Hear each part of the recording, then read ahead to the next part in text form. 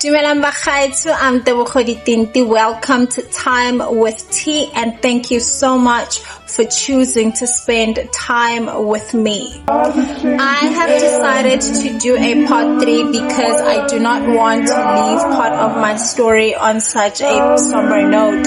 So if you have not watched part 2, maybe go back just for context so you can understand and come back here and continue watching this part 3. So let's get into it. And I say that only part of my story because if I go into all the details, I will be here for a very long time, and I want to continue telling other people's stories, but then I wanted to get mine out of the way first. And the rest of my story and all the details and the identities of everybody involved in what has happened to me will be included in the body of work that I am soon going to put out. So I hope that you will support that when it's finally out there.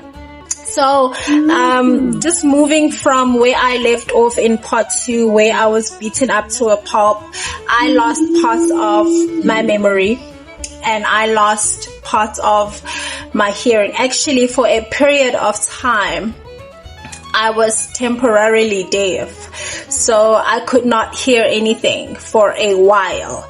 And shortly after that, I lost parts of my memory. So not only could I not hear very well, I could not remember very well. So I was in a daze, and that is where a lot of the things that I would not have given consent to had I been in my right state of mind happened to me. And because I do not properly remember, there are people saying that I consented, and when I think about it now, I am not sure if I did consent, because those are the things that I had not consented to prior to losing my hearing and losing my memory. So I do not understand what could have happened that would have made me consent to some of those things, or what could have been said to me to convince me to consent. But because I do not have the proof, so to put it, because I do not remember, then I cannot fully argue my case. And as it stands, because of that technicality, because I've had a lot of people ask me, Khore, why did you not go the legal route after you gained your freedom?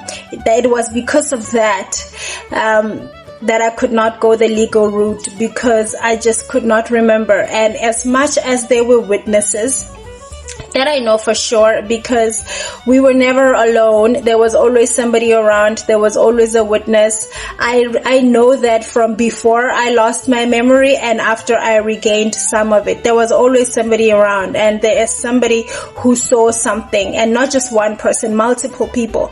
It's such a disappointment that a lot of those people are choosing to be quiet. I understand why they would choose to be quiet, because then your life and your safety and your livelihood becomes threatened. And I know that firsthand, because afterwards, after I've regained my freedom, I started speaking when I was embarking on my healing journey, and I was threatened. My entire family was threatened.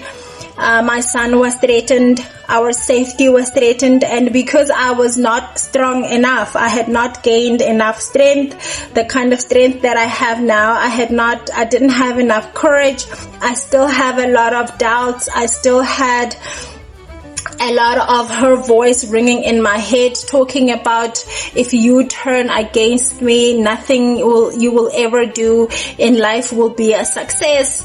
You're gonna go mad. You're gonna be homeless. You're gonna live on the streets. Those are the words and the threats that I would receive on a daily. So I was scared.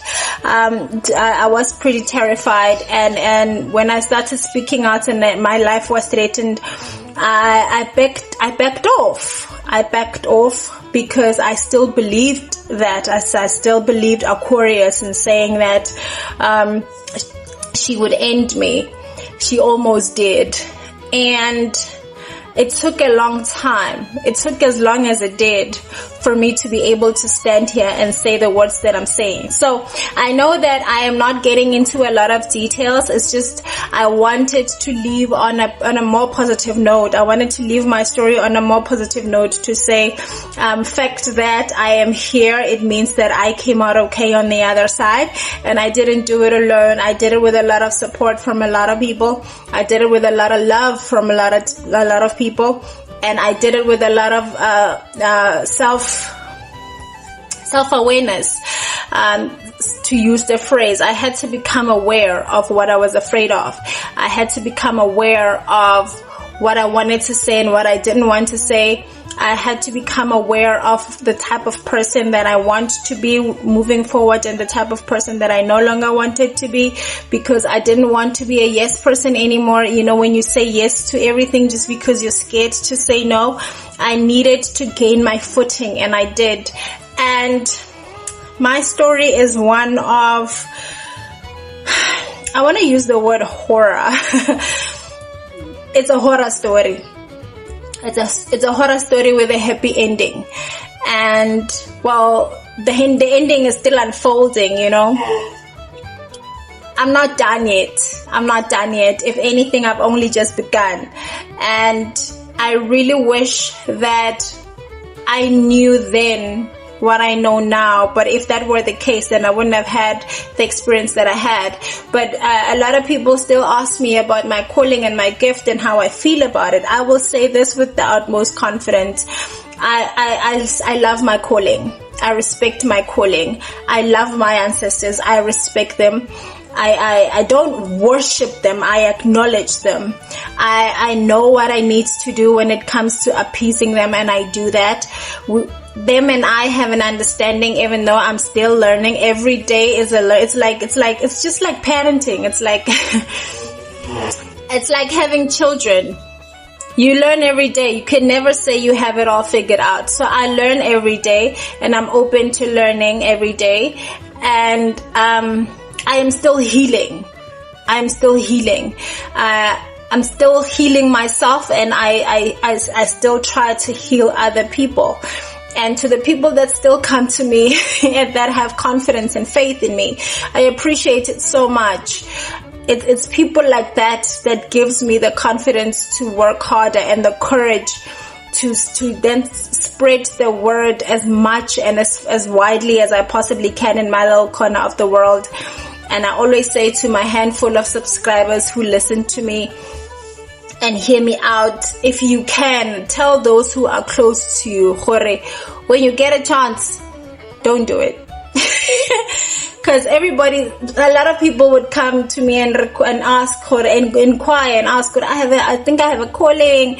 What do you think I should do? How will I know when I have to go initiate at someone else's house? My first response is always to say, don't do it. Don't do it. And I say this with the utmost sincerity. If I knew then what I know now, I wouldn't have went.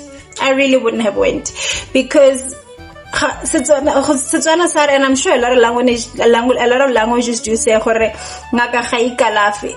couldn't be further from the truth. It possibly could not be further from the truth. It's just that I think the reason behind that is because we don't have enough acknowledgement. We don't allow ourselves to be vulnerable to ourselves enough to know the kind of help that we need and to offer ourselves the same extensive treatment that we might require. Because if you really think about it, we don't do for others what we do for ourselves. I'm out for now. Love and light.